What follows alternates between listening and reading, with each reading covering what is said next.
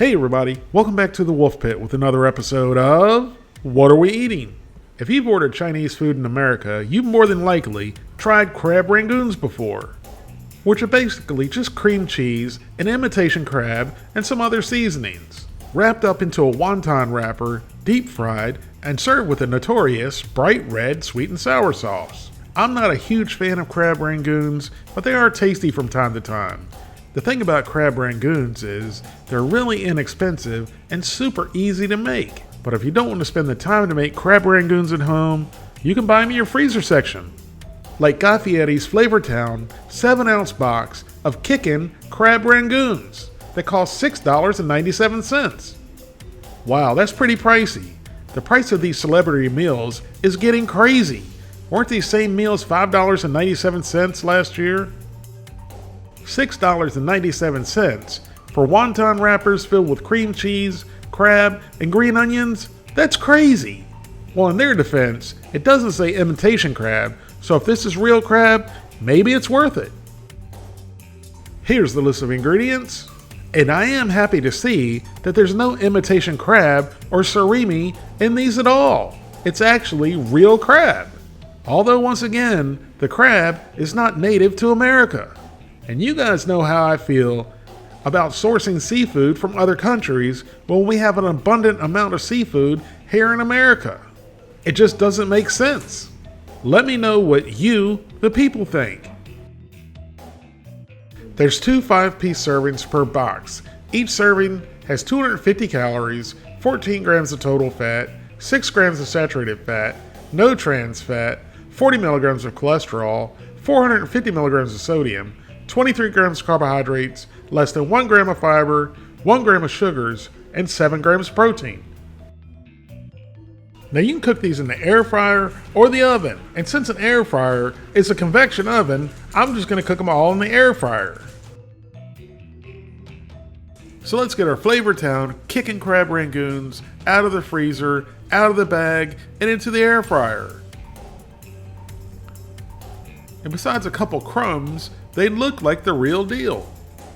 Speaking of the real deal, I had some crab rangoons from a local Chinese place last night, and they were flat, and they were bad. They weren't good at all. They were soggy, and they weren't crispy.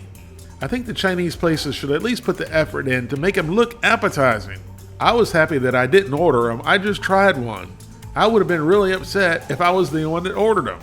But speaking of something I did order, I ordered 2 spring rolls that were absolutely disgusting. The outside wrapper was absolutely perfect, nice and crispy and light, and it wasn't greasy. However, the insides were like soggy vegetable pudding.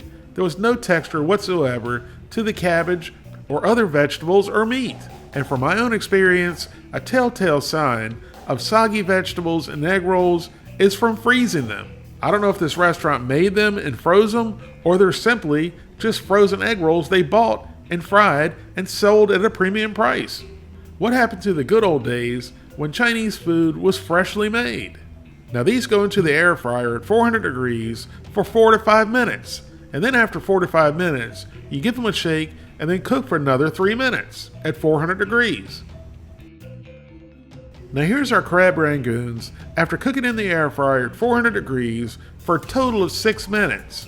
I checked them after the first 3 minutes and they were starting to get brown, so I gave them a shake and let them go for 3 more minutes. And as you can see, the thin tops started to over brown. I think the next time I'll spray these with Pam before they go into the air fryer for a more uniform golden crispification. Even though they weren't golden brown, they were perfectly crisp. So into the old pie hole and down the gullet it went. And that first bite of Flavortown's kickin' crab rangoons was shocking. Shockingly absolutely delicious. The little pocket was filled with cream cheese and, believe it or not, crab meat. Real crab meat, and it was tasty crab meat. Even though I hate the fact that we outsource our seafood, this was some pretty good crab meat. It tasted crabby without making me crabby, and the crunch from the green onions added a nice fresh flavor. And I almost forgot to mention how nice and light and crispy the wrapper was. Now, Scooter, keep your thoughts to yourself about what this crab rangoon actually looks like. I was really surprised that these didn't come with the obligatory bright red sweet and sour sauce or some other sauce to complement the crab rangoons. But to be honest, they didn't really need any sauce. But some sort of sauce would have been pretty good. I personally like the hot Chinese mustard. I want to know from you, the people, what's your favorite dipping sauce for Chinese food?